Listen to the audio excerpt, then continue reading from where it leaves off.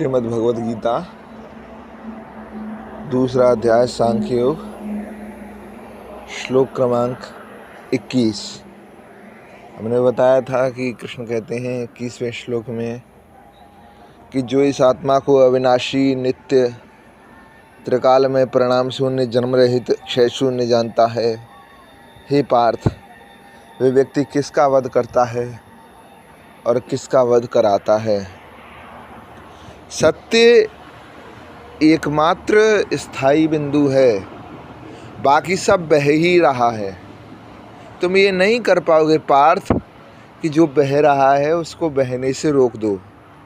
हाँ, तुम इतना ज़रूर कर सकते हो कि अपनी स्वेच्छा से बहाव को एक सही दिशा दे दो। जो विधर्मी हैं, यदि तुम उन्हें मारने से कतरा रहे हो तो तुम उन्हें बचा भी नहीं पाओगे। उनका नाश होना तो निश्चित है क्योंकि वे विधर्मी हैं। हाँ, तुम इतना ज़रूर कर सकते हो, तुम स्वयं धर्म की रक्षा से पीछे ना हटो। धर्म के लिए जो कुछ भी आवश्यक हो सकता है वो तुम करो। याद रखो, तुम यहाँ जो कुछ भी कर रहे हो तात्विक दृष्टि से वो बहुत अर्थ नहीं रखता। आत्मा परिणाम शून्य है। कृष्ण कह रहे हैं कि आत्मा परिणाम शून्य है। आत्मा पर कारणता लागू नहीं होती। वहाँ कुछ नहीं हो रहा। तुम्हारा कोई बाण आत्मा तक नहीं पहुँच रहा। जो कुछ भी हो रहा है आत्मा के देखे तो वो कुछ हो ही नहीं रहा। आत्मा को यदि सर्वज्ञ बोलो तो आत्मा को महाभारत के युद्ध का कोई ज्ञान नहीं होगा, क्योंकि आत्मा के देखे तो महाभारत जैसा कोई युद्ध हो ही नहीं रहा।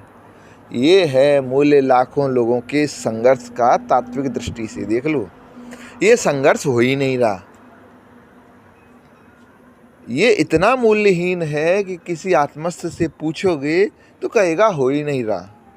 और ये बड़ी मज़ेदार बात है। आत्मस्थ को हम सर्वज्ञ भी बोलते हैं, जो सब कुछ जानता है। वो सब कुछ जानता है, इसलिए ये भी जानता है कि इस युद्ध जैसा कुछ हो ही नहीं रहा। जो कम जानते हैं उन्हें लगेगा हो रहा है, और जो पूरा जानते हैं वो कहेंगे कुछ हो नहीं रहा। तुम क्यों अपने पात्र, अपने किरदार को इतनी गंभीरता से ले रहे हो अर्जुन? क्यों इतना शोक कर रहे हो? एक रंगमंच पर खड़े हुए हो इस समय। तुम्हारे लिए जो उचित है बस वो करो। जो लोग यहाँ रंगमंच पर विजय होंगे वो विजय हुए नहीं, जो हारेंगे वो हारे नहीं, जो मारेंगे उन्होंने मारा नहीं, और जो मरेंगे वो मरे नहीं। हाँ, तुम यदि अपना किरदार ठीक से नहीं निभाओगे तो खेल जरूर खराब कर दोगे। अगर करना हो तो कर दो।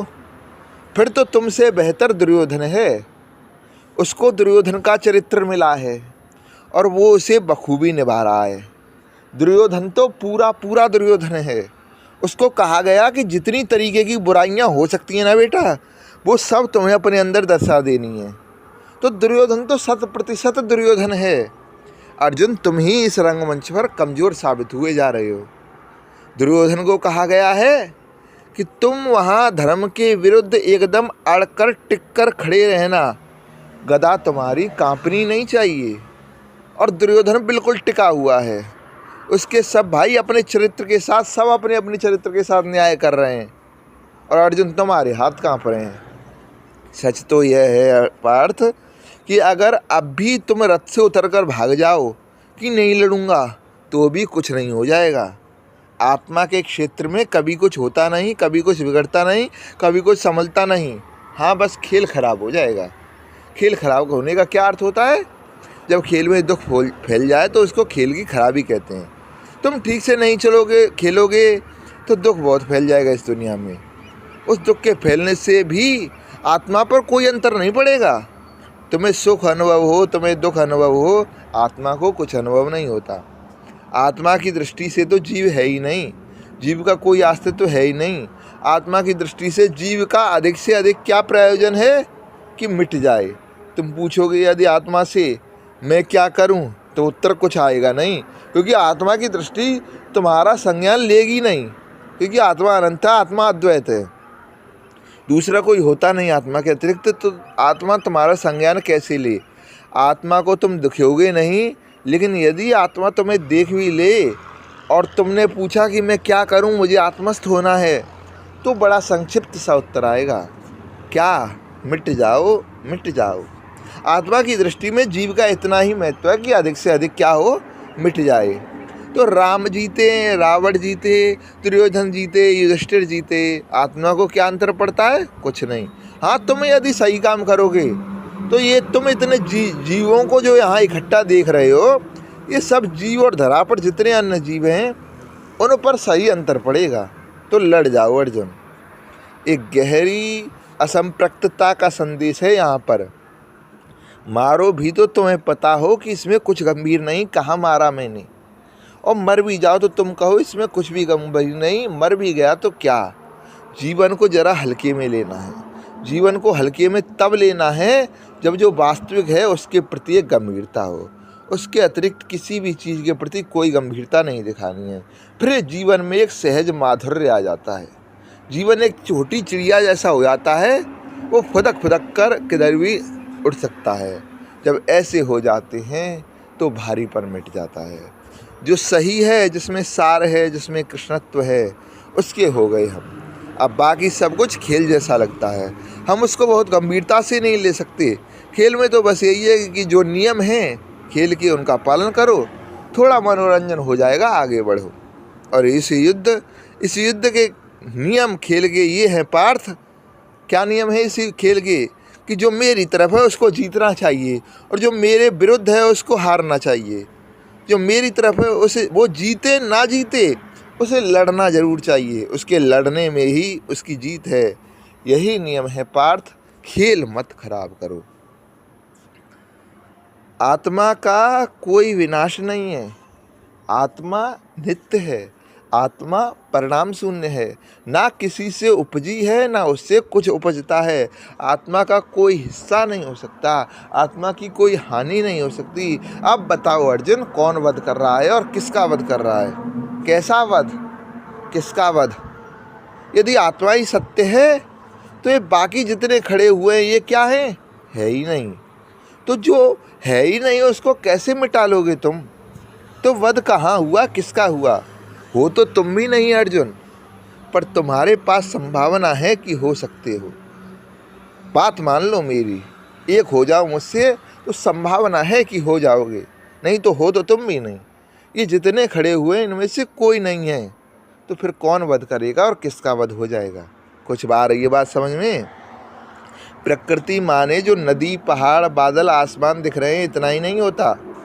जो आपको व्यक्ति दिख रहे हैं वो भी सारे प्रकृति ही हैं। उन व्यक्तियों को मूल्यवान मानना आपका कर्तव्य नहीं है। व्यक्ति नहीं मूल्यवान है, मूल्यवान होता है व्यक्ति की सत्यनिष्ठा में। व्यक्ति अगर सत्यनिष्ठ है तो उसकी सत्यनिष्ठा मूल्यवान है, अन्यथा वो जो हाड़ मांस का, रक्त का जो पिंड है उसका अपने आप में कोई मूल्य नहीं होता। अगर आप व्यक्ति को ही मूल्यवान बना देंगे तो आपने ले देकर ये कह दिया कि जिसके पास भी देह है वो मूल्यवान हो गया, तो आपने कीमत किसको दे दी? देह को। व्यक्ति मूल्यवान नहीं है, ये बड़ी निर्मम बात बोल दी कृष्ण ने। कृष्ण कह रहे हैं कि जो प्रमाणित करे दे रहा है कि सत्य को कोई निष्ठा दिखानी नहीं है, एकदम डट गया है, ढीठ हो गया है, तो वो रहे ना रहे उससे कोई फर्क नहीं पड़ता है। उसका होना ना होना दोनों किसी मूल्य की बात नहीं है, वो मृत बराबर है। जिसमें सत्यनिष्ठा नहीं है वो मृत बराबर हो गया। यह बात हमारे लिए बहुत निर्ममता की हो सकती है, बहुत क्रूरता की हो सकती है, लेकिन हमारे देखे तो व्यक्ति कैसा भी हो वह सिर्फ इसलिए संरक्षण का पात्र होता है क्योंकि वो व्यक्ति है, क्योंकि उसके पास देह है। कृष्ण कह रहे हैं कि देह का कोई मूल्य नहीं है। ये जितने सामने व्यक्ति खड़े हैं इनका कोई मूल्य नहीं है, देह मात्र है। देह का क्या मूल्य? हाँ, इनका मूल्य हो सकता है। क्या? अगर ये मुझ में निष्ठा दिखाते, अगर ये मुझ में निष्ठा दिखाते तो ये स्वयं ही जीवन का मूल्य नहीं करते। ये कहते जीवन गया एक तरफ, हम स्वयं ही इसमें आहुति दे देंगे, हमें तो सत्य चाहिए। तो ले दे करके दोनों ही स्थितियों में जीवन का क्या मूल्य है? कुछ नहीं। तुम में सत्य के लिए कोई निष्ठा नहीं है अगर तुम वैसे ही मरे हुए हो, और सत्य के लिए अगर तुम्हें निष्ठा है तो तुम स्वयं ही जीवन का बहुत मूल्य नहीं करोगे। तो अर्जुन देख लो इन सब की निष्ठा किधर है। और ये जो तुम्हारा देह भाव है जो तुमको इन देहियों के मोह में डाल रहा है, नहीं तो तुम मोह किसका कर रहे हो? सामने जब कुछ मूल्यवान होता है तभी तो उसके लिए मोह करा जाता है ना। जब उधर कुछ मूल्य का है ही नहीं तो मोह कैसा? मूल्य माने जब किसी चीज़ का मूल्य होता है तो उसके संपर्क से, उसके संसर्ग से आपका मूल्य बढ़ जाता है। इस तरीके से किसी वस्तु की मूल्यवत्ता ज्ञात की जाती है। जिसके निकट आने से आपका मूल्य बढ़ जाए वो वस्तु मूल्यवान हो गई। उदाहरण के लिए दवा मूल्यवान है क्योंकि उसके निकट आने से आपका स्वास्थ्य सुधर जाता है। मुकुट मूल्यवान है, आप उसको पहन लेते हैं तो आपका सम्मान बढ़ जाता है। तो ये सब जो खड़े हैं इनमें क्या मूल्य है तुम्हारे लिए, बताओ ना। उनके निकट जाकर तुम्हें क्या मिल जाएगा, तो फिर उन्हें बचा करके भी तुम्हें क्या मिल जाएगा। तो क्या फिर जीने का अधिकार जैसी कोई चीज़ नहीं होती? गीता कहती है नहीं। सिर्फ इसलिए कि तुम जीवित हो हम तुम्हारे जीवन को एक मूल्य नहीं दे सकते। इसका मतलब ये नहीं है कि हमें बड़ी आतुरता है तुम्हारा वध करने की, लेकिन फिर भी जो सच्चाई है वो आपको बता ही देते हैं कि जीव का मूल्य सिर्फ इसलिए कदापि नहीं हो सकता कि वो सांस ले रहा है, वो खा पी रहा है, उठ बैठ रहा है, चल रहा है। सिर्फ इस कारण से जीव का मूल्य नहीं हो सकता। तो इनसे मोहित होने की कोई बात नहीं। जिसका शून्य मूल्य है उसका वध भी क्या करना, और जिसका मूल्य है वो तो अवध है, उसका वध तो वैसे भी नहीं कर पाओगे तुम। तो क्यों तुम इस कर्ता भाव में हो कि तुम वध कर रहे हो या तुम्हारे द्वारा किसी का वध हो रहा है? इनमें था क्या? जिसको तुमने मार दिया इनमें था क्या? किसी भी व्यक्ति के पास जो एकमात्र मूल्यवान चीज़ होती है वो होती है उसकी चेतना, उसकी संभावना। और उन्होंने अपनी संभावना का तो खुद ही गला घोट के मार दिया और खड़े हो गए दुर्योधन के साथ। अब कौन सी संभावना इनकी बची है? इनके लिए क्या शोक करना, ये सब तो मरे हुए हैं। जीवन तो अमरता की माने आत्मा की संभावना में होता है। इन्होंने संभावना स्वयं ही त्याग दी है। तुम इन्हें थोड़ी मार रहे हो, मर तो ये चुके हैं। तो इसमें अहंकार के लिए क्या संदेश है कि प्रकृति में जीवन नहीं है। यद्यपि इन आँखों को जीवित हमेशा प्रकृति ही लगती है। हम कहते हैं प्रकृति में तो पदार्थ के पदार्थ होते हैं, जड़ होते हैं, चेतन होते हैं, तो हम चेतना को प्रकृति में अवस्थित करते हैं। लेकिन गीता बता रही है प्रकृति में जीवन नहीं है। वो जीवन जीवन ही नहीं है जिसके साथ मृत्यु लगी हो।